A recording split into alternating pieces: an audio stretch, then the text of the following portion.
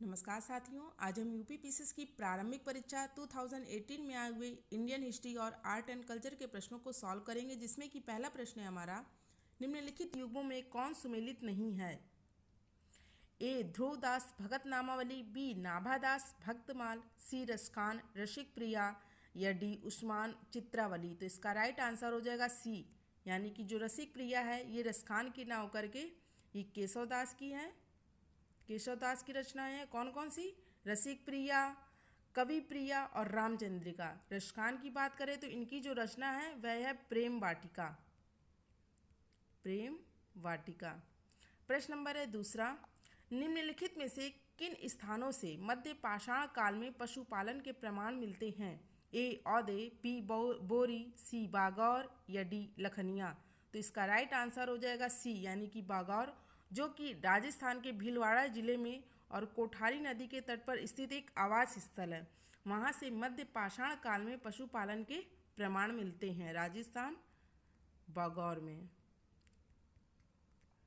प्रश्न नंबर है तीसरा, निम्नलिखित में से सिंधु सभ्यता से संबंधित कौन से केंद्र उत्तर प्रदेश में स्थित हैं? Kalibangan, second Lothal, third Alamgirpur, fourth Hulas. तो इसका राइट आंसर है थर्ड और फोर्थ, यानी आलमगीरपुर और हुलास जो हैं ये उत्तर प्रदेश में स्थित है। आलमगीरपुर की बात करें तो ये पश्चिमी उत्तर प्रदेश मेरठ जिले में और यमुना नदी की सहायक नदी जो है हिंडन नदी, हिंडन नदी के तट पर स्थित है। यहाँ से एक गर्त से रोटी बेलने की जो चौकी हैं और कटोरे, उनके बहुसंख्यक के टुकड़े प्राप्त हुए हैं। और हुलास की बात करें तो ये सहारनपुर जिले में स्थित है और यहाँ से सैंधव लिपि का एक ठप्पा भी प्राप्त होता है। अगर क्वेश्चन क्रिएट हो कि सैंधव लिपि का एक ठप्पा कहाँ से प्राप्त होता है, तो हुलास, जो कि उत्तर प्रदेश के सहारनपुर जिले में स्थित है। तो आलमगीरपुर और हुलास ये दोनों उत्तर प्रदेश में स्थित हैं। प्रश्न नंबर है 4, निम्नलिखित में से कौन शुक्ल यजुर्वेद की संहिता है? ए वाजसनेयी, बी मैत्रायणी, सी तैत्रेयी या डी काटक। तो इसका राइट आंसर हो जाएगा वाजसनेयी, जो है ये शुक्ल यजुर्वेद की संहिता है। वाजसनेयी शाखा के जो प्रवर्तक हैं वह याज्ञवल्क्य हैं और कृष्ण यजुर्वेद से जो संबंधित है संहिता है वह है मैत्रायणी, तैत्रेयी और कष्टिफलक और काटक संहिता। ये जो तीनों हैं ये कृष्ण यजुर्वेद से संबंधित है, जबकि शुक्ल यजुर्वेद से वाजसनेयी संहिता संबंधित है। प्रश्न नंबर है 5, पुष्यमित्र शुंग द्वारा 2 अश्वमेध यज्ञ किए जाने के बारे में जानकारी किस लेख से मिलती है? ए सारनाथ लेख, बी बेसनगर लेख, सी अयोध्या लेख या डी हाथी गुम्फा लेख। तो इसकी जानकारी हमें अयोध्या लेख से मिलती है, जहाँ पुष्यमित्र शुंग के द्वारा 2 अश्वमेध यज्ञ किए गए हैं। हाथी गुम्फा लेख की बात करें तो ये कलिंग के शासक खारवेल से संबंधित है और यह अभिलेख जो है उड़ीसा राज्य के भुवनेश्वर से लगभग 8 किलोमीटर दूर स्थित उदयगिरी की जो पहाड़ियाँ हैं वहाँ पर स्थित है। और सारनाथ लेख, इसका जो संबंध है वह मौर्य शासक अशोक से है और सारनाथ स्तंभ पर देवनागरी लिपि में ही सत्यमेव जयते अंकित है। अगर पूछे कि सत्यमेव जयते किस लेख में अंकित है, तो सारनाथ लेख में अंकित है। प्रश्न नंबर है 6, हाथी गुम्फा का अभिलेख किस शासक के विषय में जानकारी देता है? ए खारवेल, बी अशोक, सी हर्षवर्धन या डी कनिष्क। तो इसका राइट आंसर हो जाएगा ए, यानी कि हाथी गुम्फा का जो अभिलेख है ये खारवेल के शासन के बारे में जानकारी देता है और यह उड़ीसा राज्य के भुवनेश्वर से लगभग 8 किलोमीटर दूर उदयनगर की जो पहाड़ियाँ हैं वहाँ पर स्थित है। प्रश्न नंबर है 7, सूची फर्स्ट को सूची सेकंड के साथ सुमेलित करना है। दक्षिण भारत के समुद्रगुप्त के समकालीन नरेश और उनके राज्य। धनंजय, तो ये कुस्तलपुर। नीलराज अवमुक्त, नीलराज का जो राज्य था वह अवमुक्त था, और उग्रसेन पालक का, और विष्णु गोपा की कांची। एक बार फिर से मैच करते हैं। धनंजय कुस्तलपुर, नीलराज अवमुक्त, उग्रसेन पालक का, विष्णुगोपा कांची। प्रश्न नंबर है 8, निम्नलिखित युग्मों में कौन सुमेलित नहीं है? ए देवगिरी शासक, एक तरफ रियासत दिए गए हैं और दूसरी तरफ शासक दिए गए हैं, तो देवगिरी शंकरदेव। बी वारंगल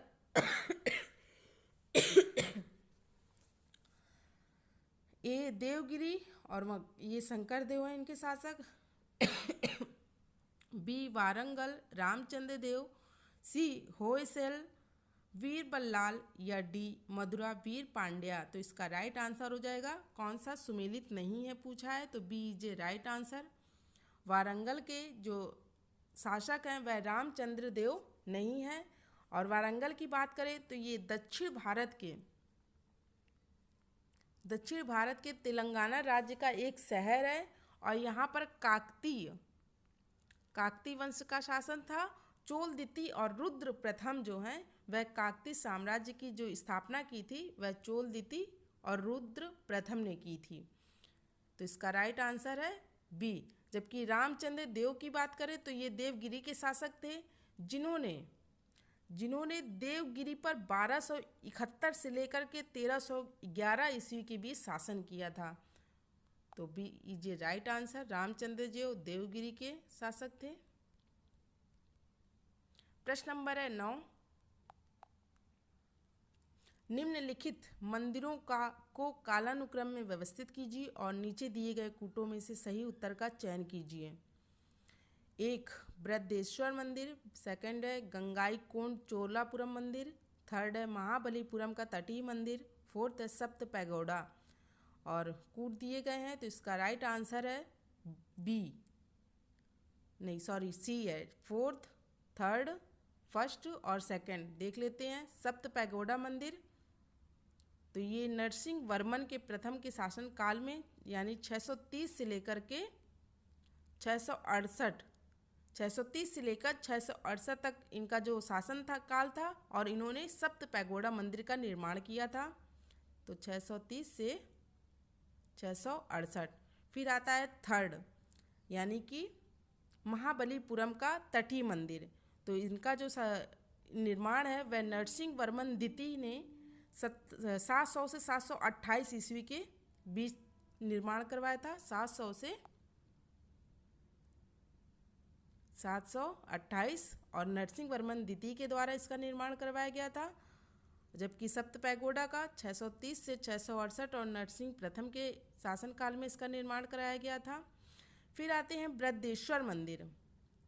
फर्स्ट, बृहदेश्वर मंदिर की बात करें तो राज प्रथम के शासनकाल में 985 से 1014 में इसका निर्माण कराया गया था। और फिर आते हैं गंगईकोंडा चोलपुरम मंदिर। इसका निर्माण राजेंद्र प्रथम के शासनकाल में 1014 से 1044 में इसका निर्माण हुआ था। तो एक बार फिर से मैच करते हैं, देखते हैं कूट। पहला है सप्त पैगोडा मंदिर, फिर है महाबलीपुरम का तटीय मंदिर, फिर है बृहदेश्वर मंदिर, और सेकंड है गंगाईकोंडा चोलपुरम मंदिर। प्रश्न नंबर है 10, नीचे दो कथन दिए गए हैं जिनमें एक को कथन ए तथा दूसरे को कारण आर कहा गया है। कथन ए, भारत पर तुर्की आक्रमण सफल हुए, कारण आर, उत्तर भारत में राजनीतिक एकता नहीं थी। और कूट दिए गए हैं, एक है कथन ए तथा कारण आर दोनों सही है तथा कारण आर कथन ए की सही व्याख्या है। बी, कथन ए तथा कारण आर दोनों सही हैं किंतु कारण आर कथन ए की व्याख्या नहीं है। तो इसका राइट आंसर हो जाएगा ए, यानी कि कथन ए तथा कारण आर दोनों सही हैं लेकिन कारण आर कथन ए की सही व्याख्या नहीं है। भारत पर तुर्की आक्रमण सफल हुए, सही है। उत्तर भारत में राजनीतिक एकता नहीं थी। प्रश्न नंबर है 11,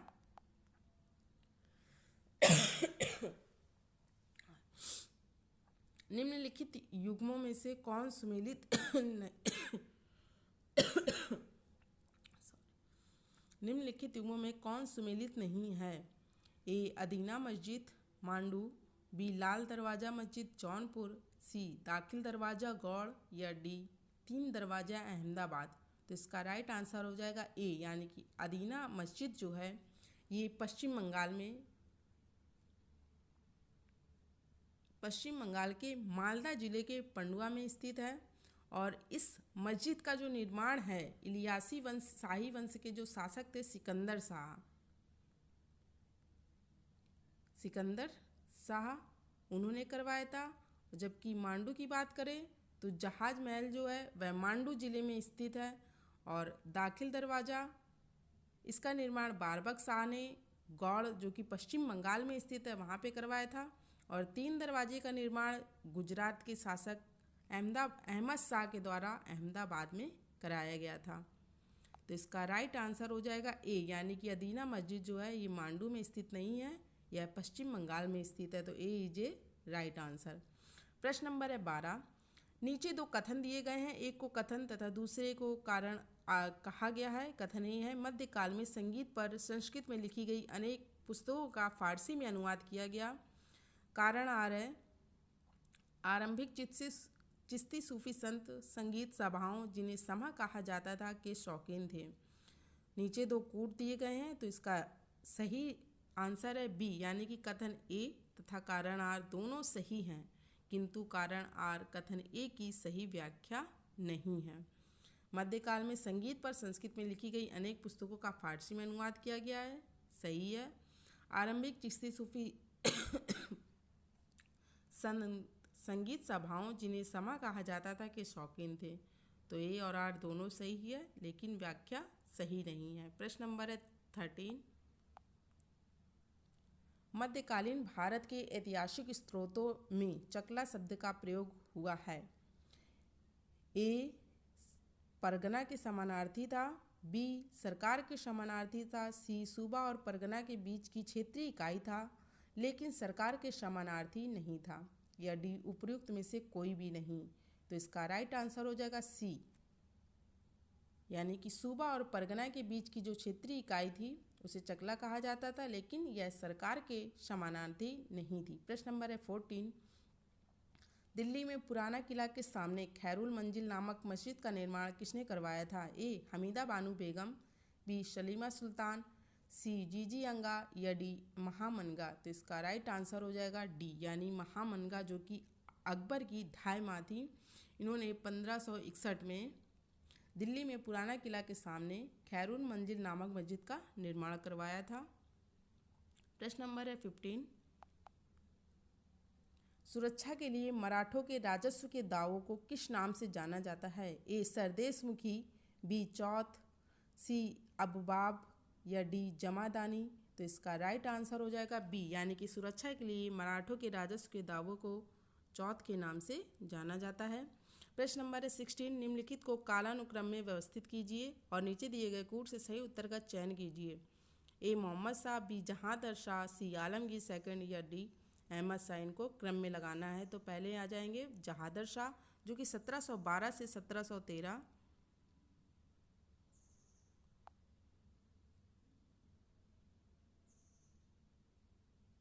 फिर है मोहम्मद शाह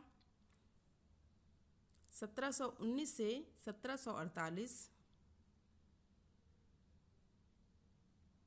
अहमद शाह 1748 से 1754, फिर है आलमगीर सेकंड 1754 से 1759। तो इसका राइट आंसर हो जाएगा B A D C, B A B, यानी जहादर शाह 1712 से 1713, ए मोहम्मद शाह 1719 से 1748, फिर डी अहमद शाह 1748 से 1754, फिर आता है आलमगीर सेकंड 1754 से 1759। तो B is a right answer. Thanks for watching the video.